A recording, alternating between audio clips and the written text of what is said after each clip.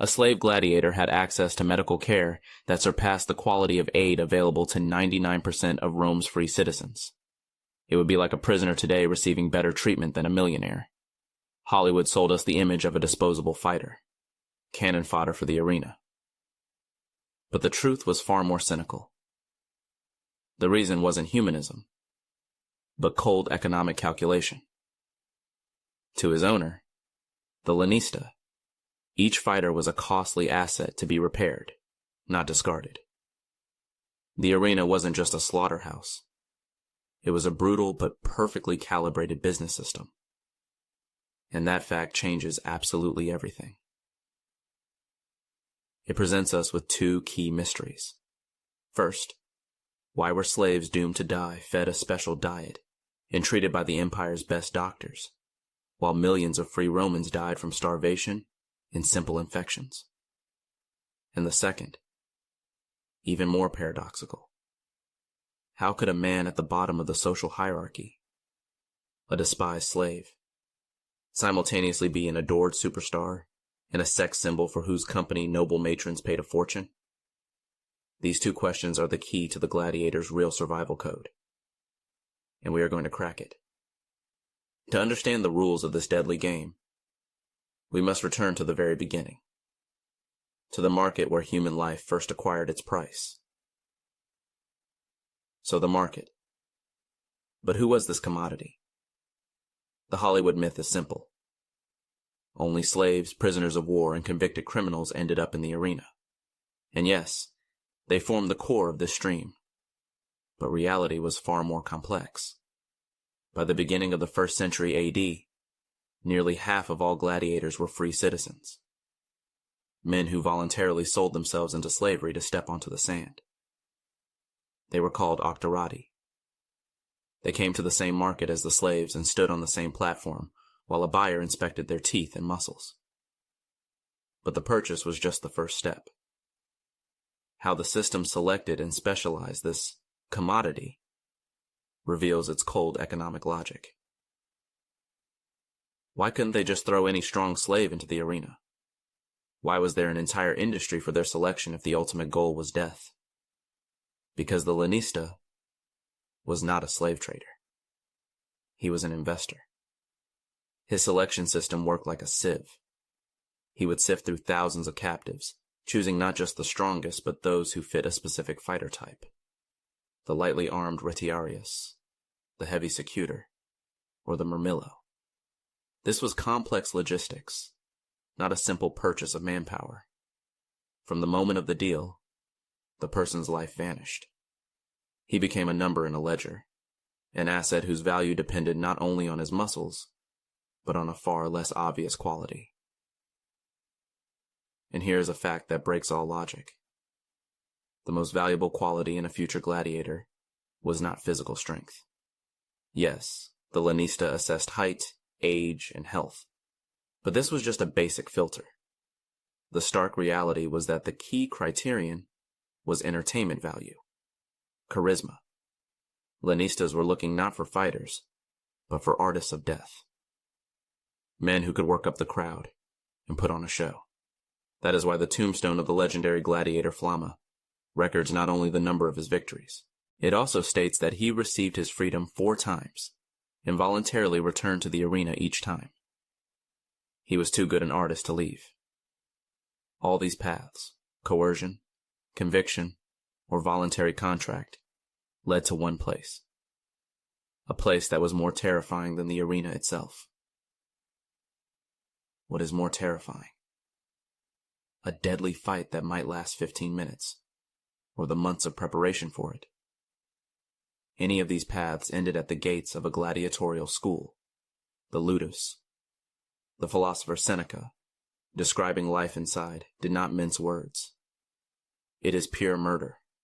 The fighter has nothing to protect himself with. It all ends in death. This was not a training camp. It was a factory for reforging the human personality.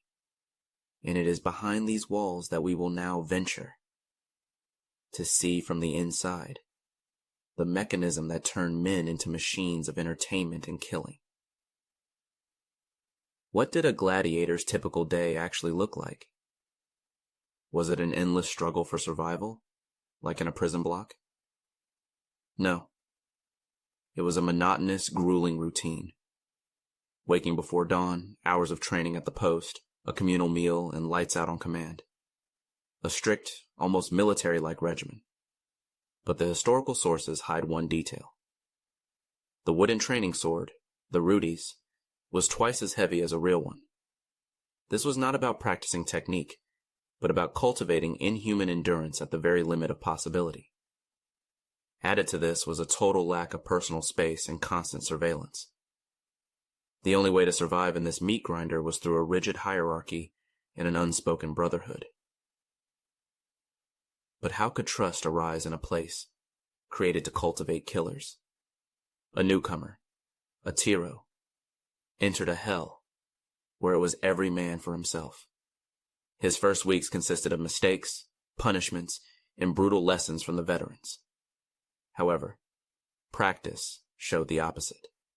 A so-called familia gladiatoria, or gladiatorial family, formed within the school. This wasn't a matter of sentimentality, but of pure pragmatism. Survival depended on training partners. They pooled their money to buy burial plots. The psychological turning point was the oath, the sacramentum gladiatorium, where a fighter swore to endure the whip, the brand, and death by the sword. From that moment, his old identity died. But for his body to withstand such strains and such an oath, it needed the right fuel. Were there elite schools for gladiators? Or were they all equally horrific barracks? At the top of this system stood the Ludus Magnus in Rome, the Harvard for fighters, connected directly to the Colosseum by an underground tunnel. To get in was a dream. But the reality was more complex. Archaeology in Pompeii and Carnuntum reveals a whole network of schools throughout the empire, with varying levels of prestige and specialization. It worked like a river system. Provincial clubs were small streams where talents emerged. The best of them flowed into the larger rivers of regional schools, and the most outstanding reached the sea, the imperial ludi of Rome. Even in these austere conditions, archaeologists find luxury items, expensive jewelry or pottery, gifts from wealthy fans. This was the first glimpse of their future star status. But to understand how to survive in this system, you must answer one question. Are you ready to trust those you might have to kill tomorrow? Imagine yourself in a newcomer's shoes. What would be the most difficult? The physical pain, the psychological pressure, or the need to trust a potential enemy? The three pillars of this system were iron discipline, constant pain from training, and a life lived in fear. But the heaviest trial was not the blow of a sword. It was the psychological paradox, the necessity of forming bonds of brotherhood with men you might have to fight to the death in the arena. The school broke the will to create the perfect fighter, but for his body to withstand this breaking, it needed a special kind of fuel. And this fuel completely shatters the image of the muscular warrior we know from movies. We have seen how they trained their spirits. Now we will learn what they fed their bodies. And this will change everything. The Romans gave them a nickname, hordearii, the barley men.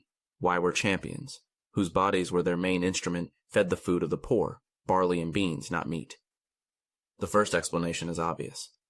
A high-carbohydrate diet provided a massive amount of cheap energy for training. But an analysis of the bones of 67 gladiators from a cemetery in Ephesus revealed a cynical truth.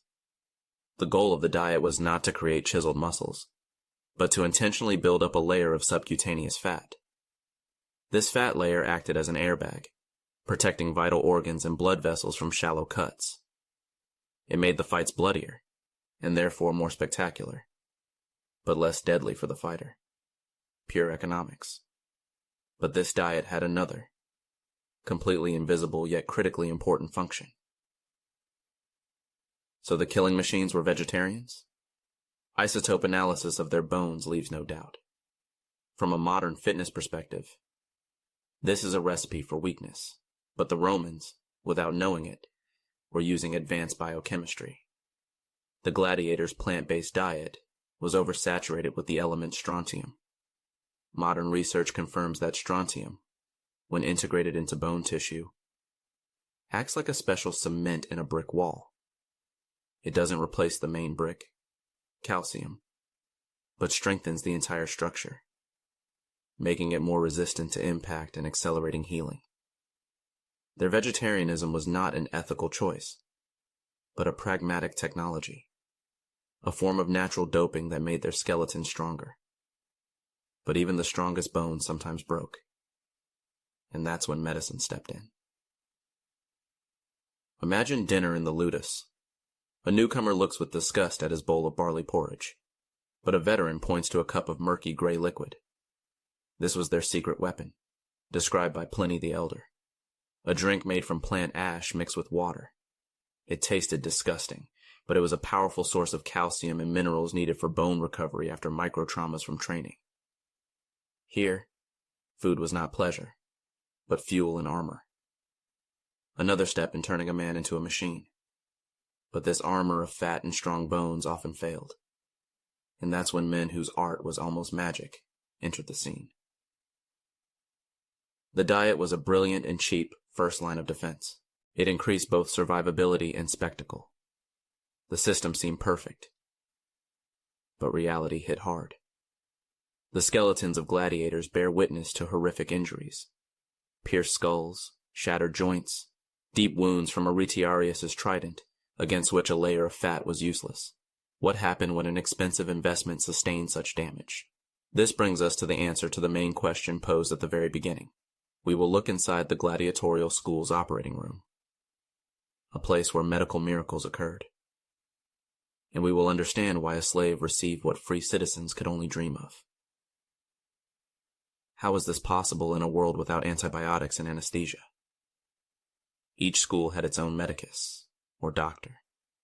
This was often a highly educated Greek, like the famous Galen, who began his career in just this way. But the skeletons from Ephesus tell another story. Forensic examination shows evidence of successfully healed multiple fractures, healed wounds on skulls that would have been fatal for any other person of that era. Gladiator doctors were not just good physicians. They were pioneers of sports medicine and traumatology. Their daily practice gave them unique knowledge. But what specific, sometimes shocking methods did they use to defeat death? What secret weapon did ancient doctors have against the main threats? Infection and unbearable pain? Their arsenal looks surprisingly modern. Washing wounds with wine or vinegar, using only clean linen fabrics, and cauterization to stop bleeding. But their theory was completely different. Galen, like others, believed in the concept of laudable pus. He mistakenly thought that the formation of pus was a good sign of healing. Archaeology confirms this. In the house of the surgeon in Pompeii, over 40 bronze instruments from scalpels to bone saws were found. Surgeries were made possible by powerful painkillers, opium, and henbane. But even the best medicine did not guarantee survival. It only offered a chance that turned scars into marks of distinction. What did a wounded gladiator feel on the operating table, knowing his life depended on a man for whom he was just a thing? Imagine a veteran brought to the doctor after a fight. His world is pain, fear, and resignation to the procedure. But the doctor shows no empathy. He acts like a mechanic repairing an expensive machine. Quickly, efficiently, emotionlessly, the veteran survives. But a terrible scar, a cicatrix, remains on his body. And this scar becomes his medal, proof that he was at the brink of death and returned. It dramatically increases his value and popularity. Does this mean that surviving a fight was not a miracle, but almost the norm? If gladiators were treated so expensively and effectively, it means they shouldn't have been constantly dying in the arena. So what was the point of the games, if not death? The entire system, diet, training, medicine, was tuned to preserve the fighter's life. It was a profitable business model. And here's the number that changes everything. Contrary to Hollywood, the chance of a gladiator dying in a fight in the 1st century AD was not 50%. It was only 10 to 20%. This means a gladiator had an 8 out of 10 chance of walking away from the arena alive. This figure proves that we have been looking at everything the wrong way. It means the fight was not a chaotic slaughter, but a strictly regulated sport, with its own rules and referees. And now, we will prove it.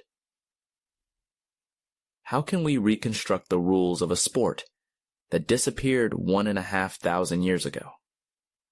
At first glance, mosaics and reliefs show only chaotic carnage. But look closer. In almost every depiction of a fight, there is a third person, dressed in a tunic and holding a staff. This is the referee, the summa iudis, and he is not just an observer. His authority in the arena was absolute, like a scale where one wrong move by a fighter could instantly tip the balance toward punishment. He could stop the fight, separate entangled weapons, or issue a warning for passivity. His word transformed 2 killers into 2 athletes. And here's the rule that changes everything. A gladiator was not allowed to strike a fallen opponent without the referee's permission. This was deadly chess, not a slaughter. And the most recognizable gesture of antiquity, the emperor's thumb pointed down, is most likely a myth. It comes to us not from Rome, but from a 19th century painting. Sources speak of police verso, which means not thumb down, but turn thumb. The signal for death was likely a thumb pointed to the side, mimicking a sword thrust. The sign for mercy, missio, was a thumb hidden in a fist, a symbol of a sheathed sword, and this gesture was granted more often. The chance of dying in a fight in the 1st century was comparable to the risk of a Roman woman dying in childbirth. It was a dangerous job, not a death sentence. What did the crowd see? Not a clash of 2 beasts, but a tactical game. A newcomer, the Tiro, deafened by the roar of 50,000 people, fought instinctively, relying on brute force and quickly tiring. But a veteran behaved differently. He didn't hear the crowd. He heard the crunch of sand under his opponent's feet and the whistle of air from his sword. He conserved his energy, looked for weaknesses, used feints. This was his job. When a defeated fighter raised his index finger, it was not a gesture of cowardice. It was an official admission of defeat according to the code of the arena. He was surrendering his fate into the hands of the referee and the spectators. Have you ever admired an athlete, knowing they were risking their life? So the picture has been turned upside down. Instead of a merciless slaughter, we see a complex, regulated sport. The rules protected the owner's investment, and mercy allowed the audience to see their favorites again and again. Everything was designed to keep the show going. But this discovery does not solve the main paradox. It only sharpens it. If these were just slaves, talking tools, why did the crowd love them so much?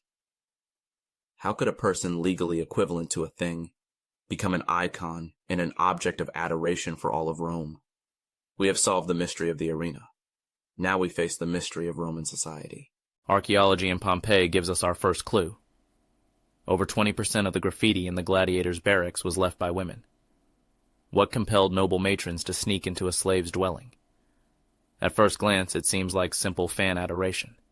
Inscriptions like, Celadus the Thracian, the sigh and joy of the girls, paint a harmless picture.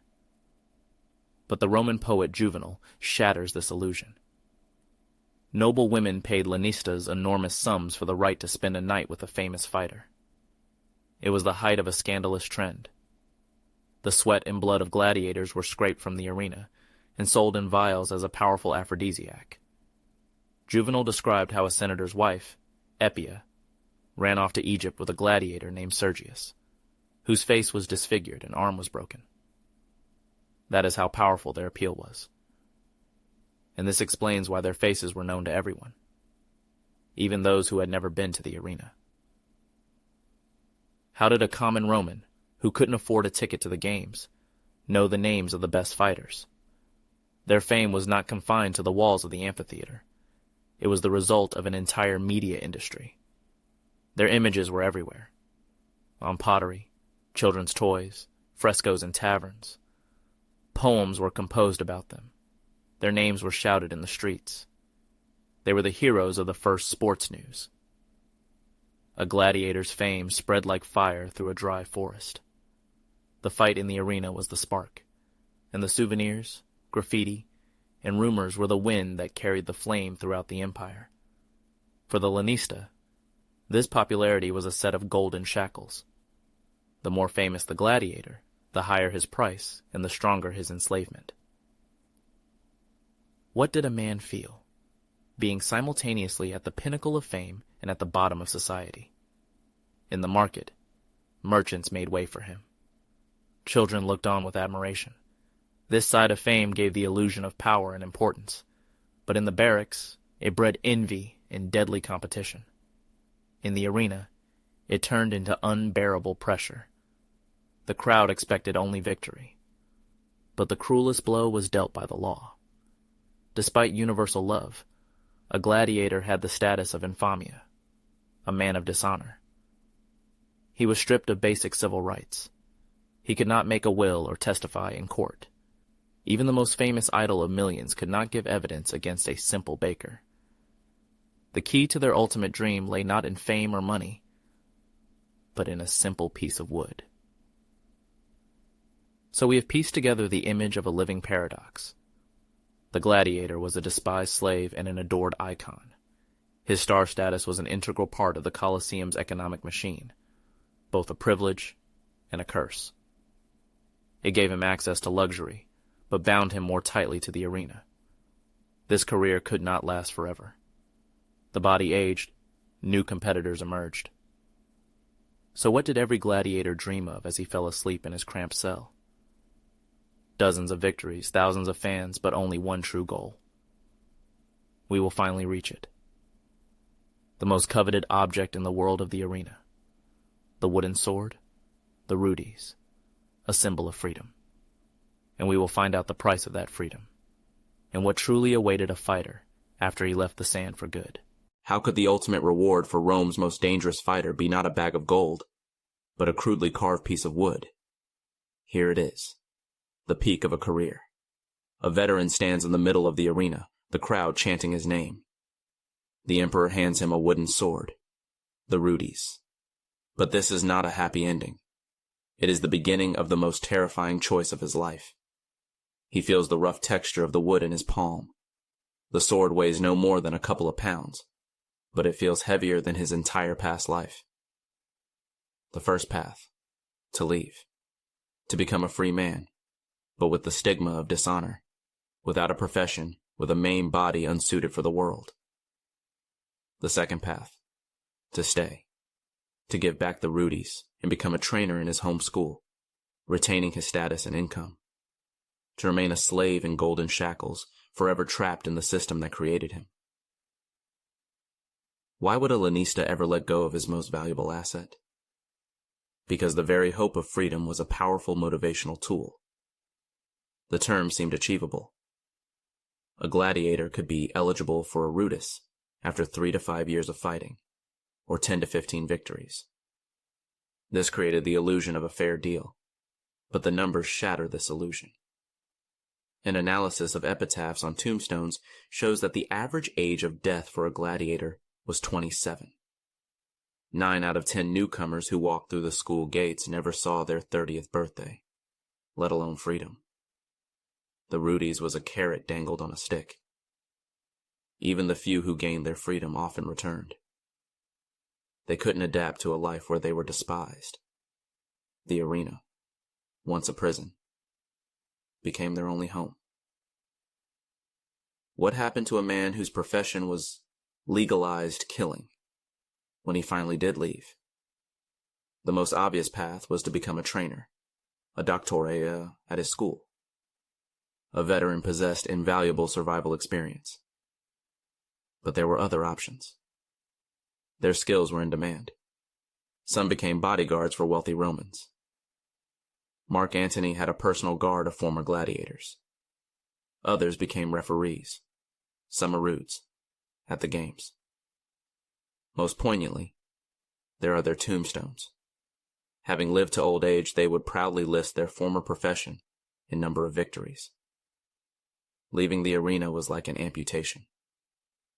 They lost a part of themselves, and this phantom pain kept them close to the world of combat for the rest of their lives. Freedom, death, or eternal service to the arena. We have considered the three main outcomes, but which one was the real end? None of them. Because a gladiator is not just a fighter. He is the central element of a highly complex system.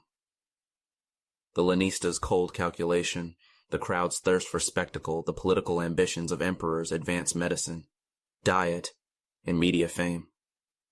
All are parts of a single mechanism. It turned death into entertainment, slaves into idols, and cruelty into a profitable business.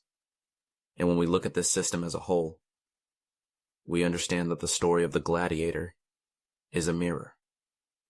In the finale, we will assemble all the keys to his survival code. And we will understand how this ancient system is connected to the modern world of sports and entertainment. And what it says not so much about the Romans, but about ourselves.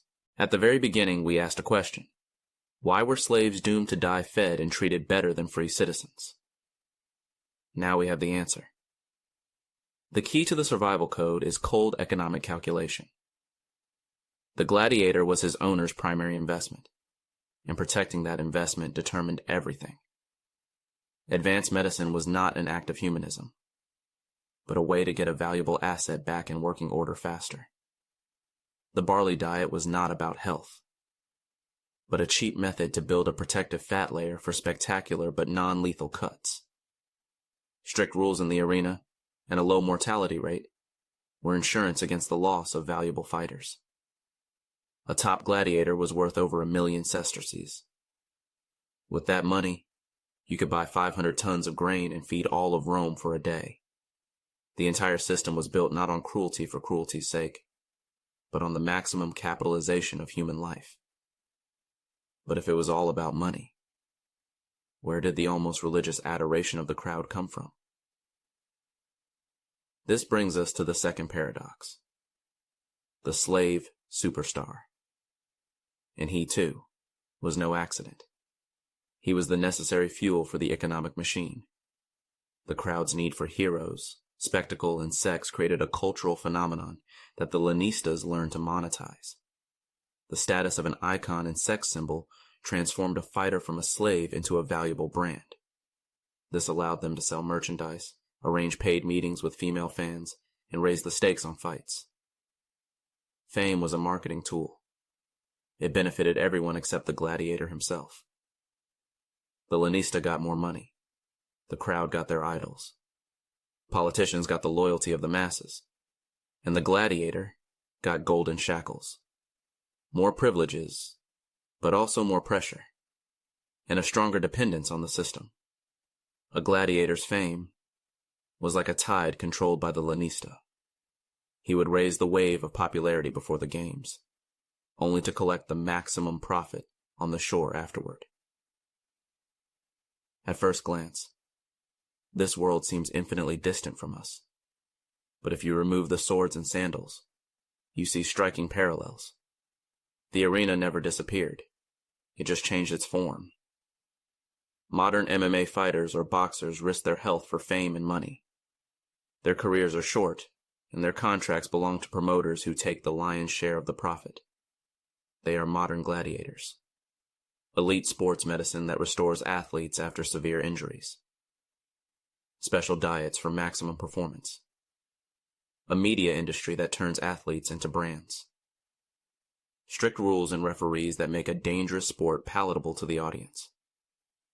We have identified at least 4 elements of the Colosseum system that operate in sports today: elite medicine, star marketing, strict rules, and enormous profits for the owners.